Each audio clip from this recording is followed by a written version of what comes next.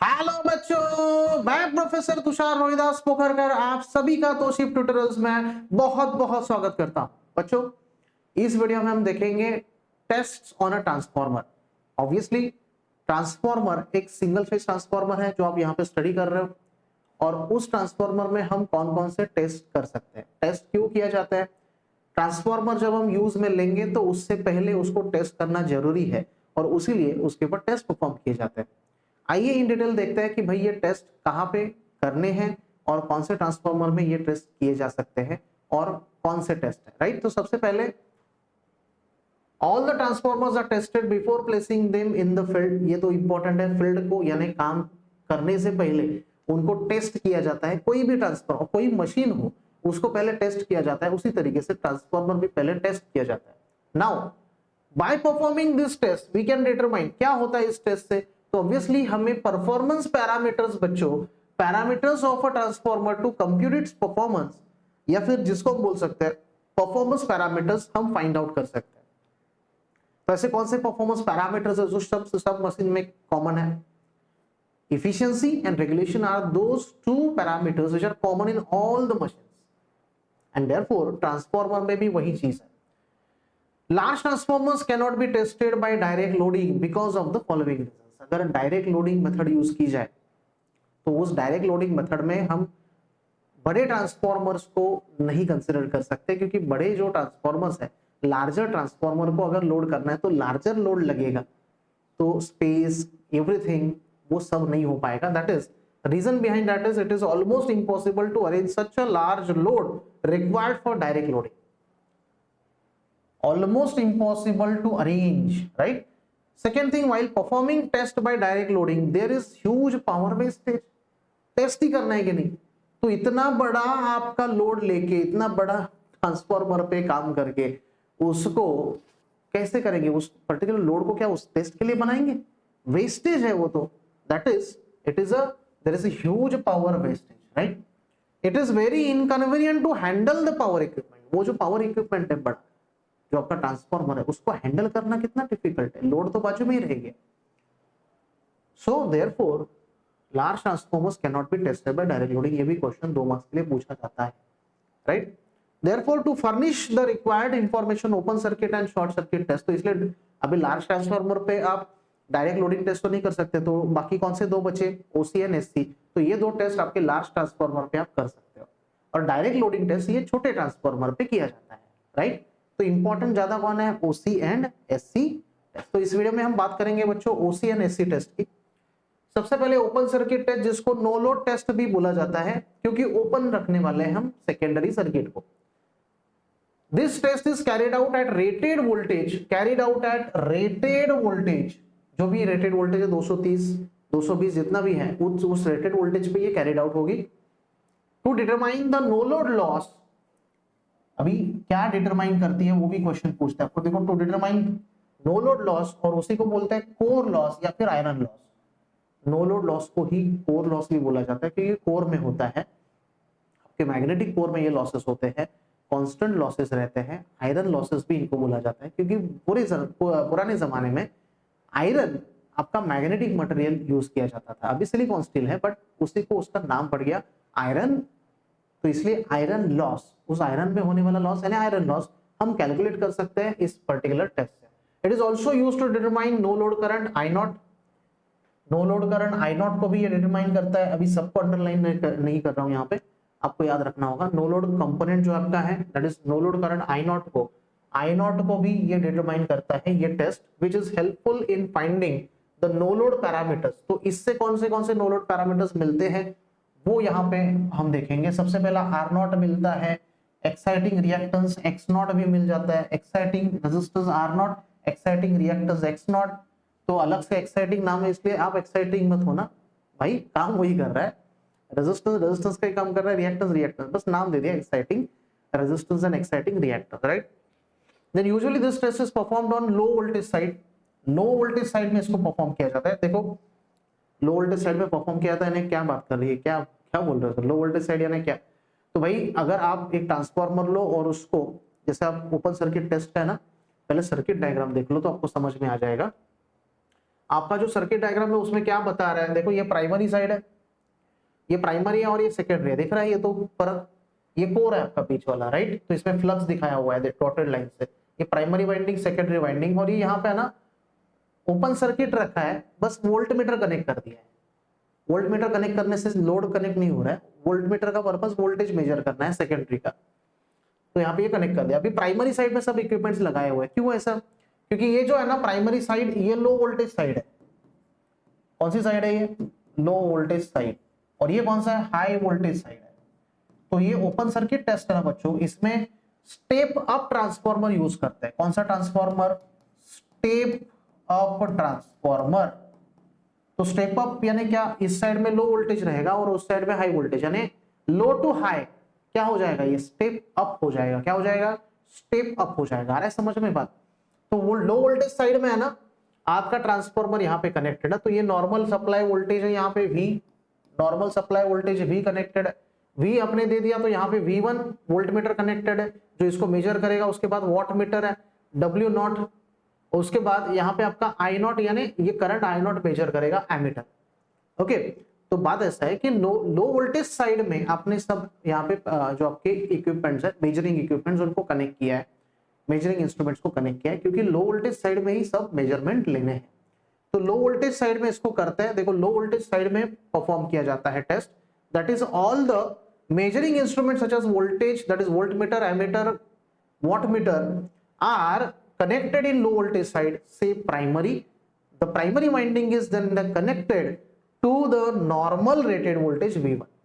Normal rated voltage हमें देना है यहाँ पे, पहले ही हमने कहा है इसको कि हम जो वोल्टेज दे रहे हैं रेटेड वोल्टेज पे हम कर रहे हैं इसको, सो वो वोल्टेज आपको प्राइमरी में दे देना है, right. As given on the name plate of the transformer, the secondary side is kept open. हमारा जो सेकेंडरी है बच्चों उसको क्या करना है, हमें ओपन रखना है, राइट।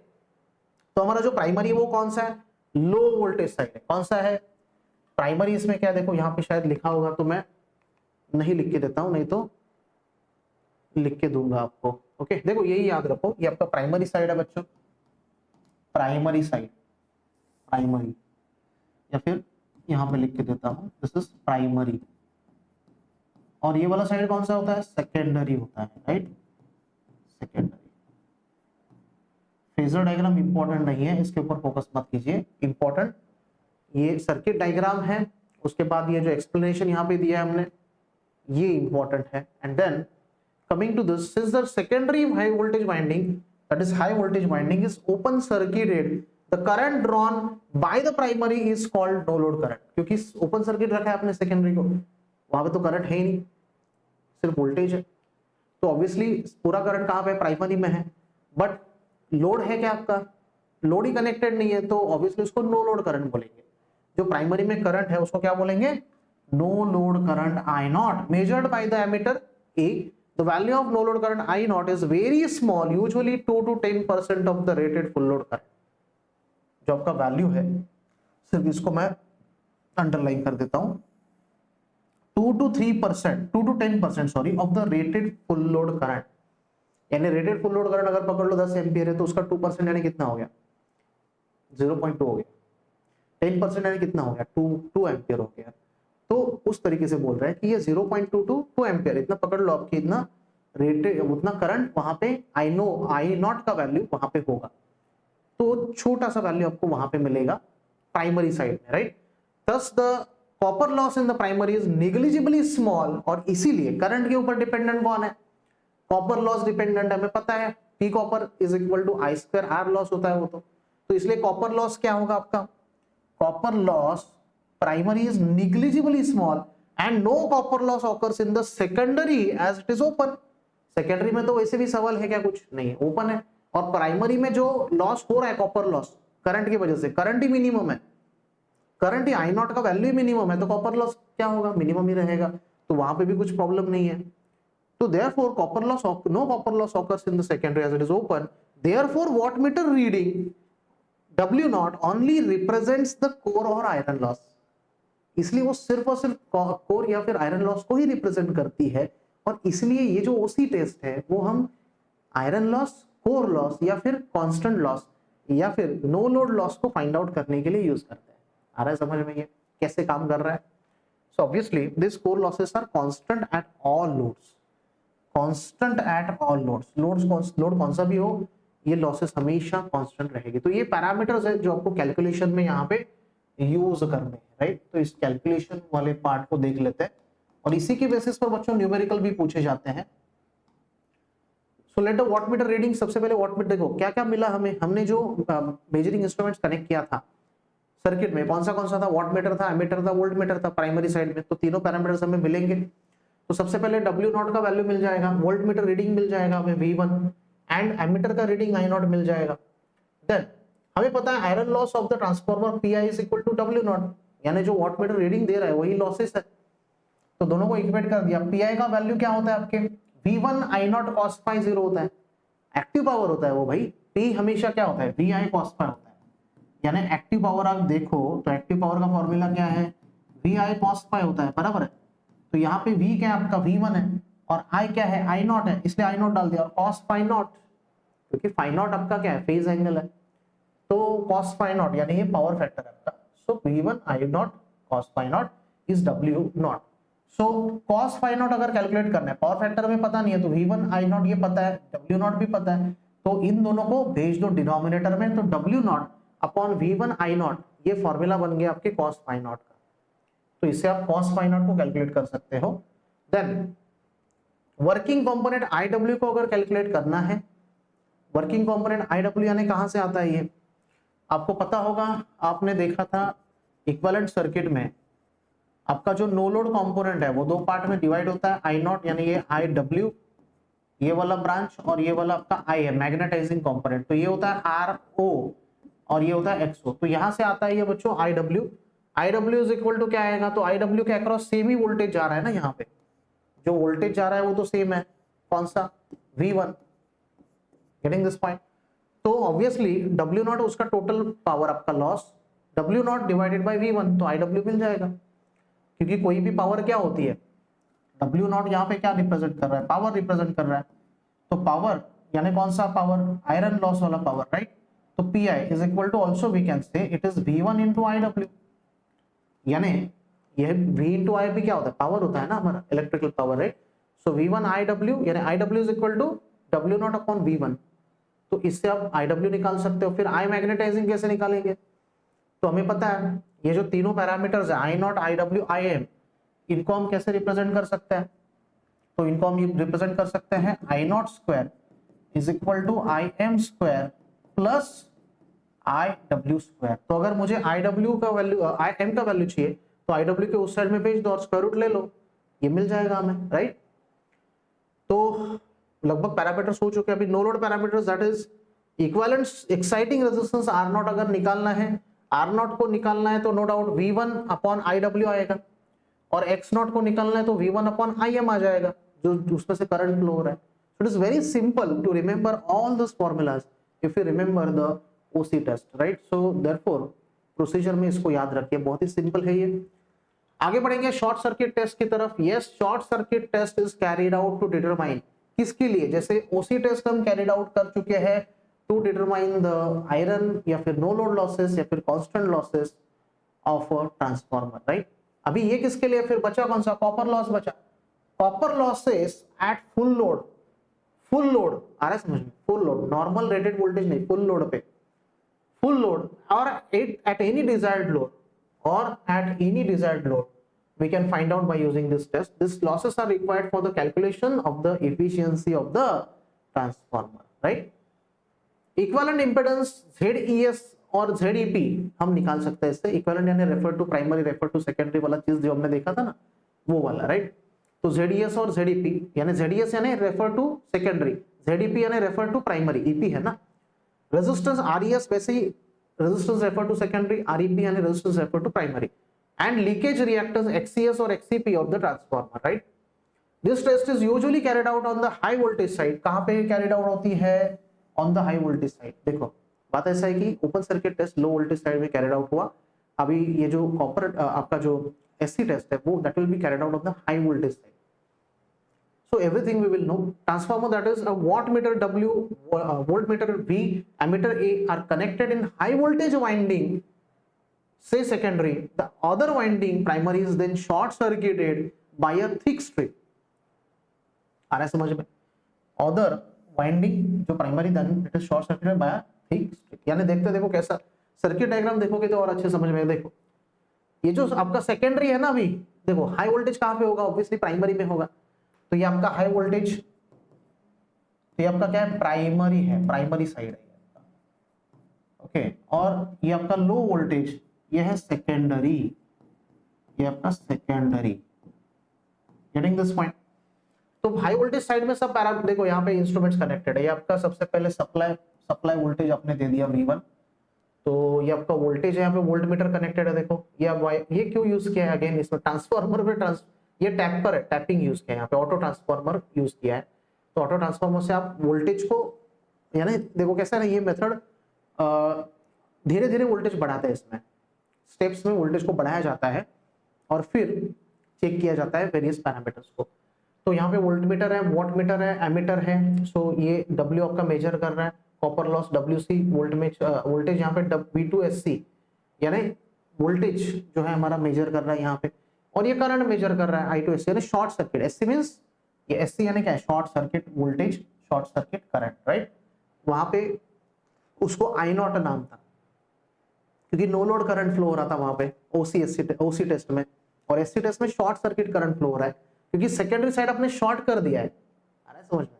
तो ऑब्वियसली ये आपका सर्किट डायग्राम, और अभी फिर से देखते हैं एक्सप्लेनेशन।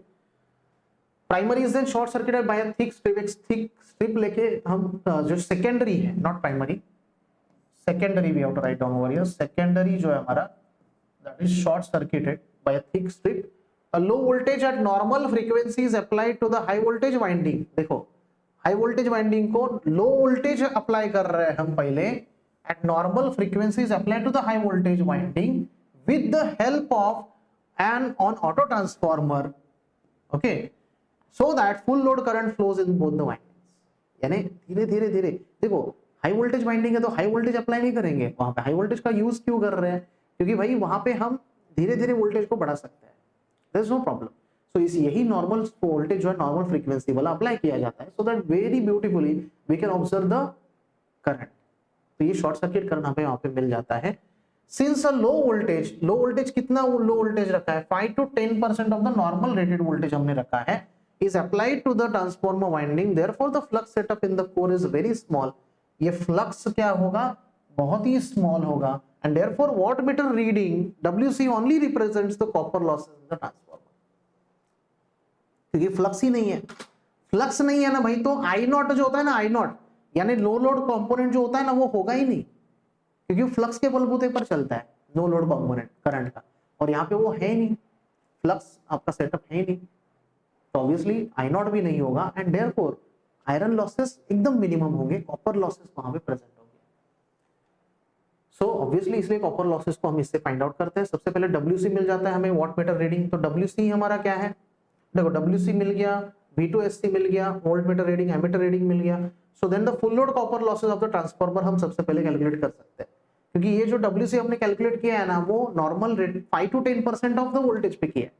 तो फुल लोड अगर कॉपर लॉस कैलकुलेट करना है तो किससे करेंगे, W से कर सकते हैं। कैसे, फॉर्मूला है PC इज इक्वल टू, यानी full load copper loss is equal to I2FF, FF यानी फुल लोड, FL यानी full load, I2 full load जो है अपॉन I2SC शॉर्ट सर्किट वाला करंट जो यहाँ पे हमने कैलकुलेट किया, और I2 फुल लोड यानी रेटेड करंट कितना है, एक्चुअल में कितना है 20 एम्पियर है सपोज, तो 20 एम्पियर ऊपर और नीचे उसका रेटेड करंट जितना भी हमने लिया उसका स्क्वायर इनटू WC। तो इससे हम कैलकुलेट कर सकते हैं हमारा ये PC यानी फुल लोड कॉपर लॉस। उसके बाद I2SC square into RES is equal to WC, यानी WC का फॉर्मूला है भाई, कॉपर लॉस का फॉर्मूला क्या है, copper loss is equal to I square R होता है, बराबर है। तो ये I स्क्वायर R यानी I स्क्वायर यानी I square 2SC, I2SC square है वो, I2SC यानी आपका जो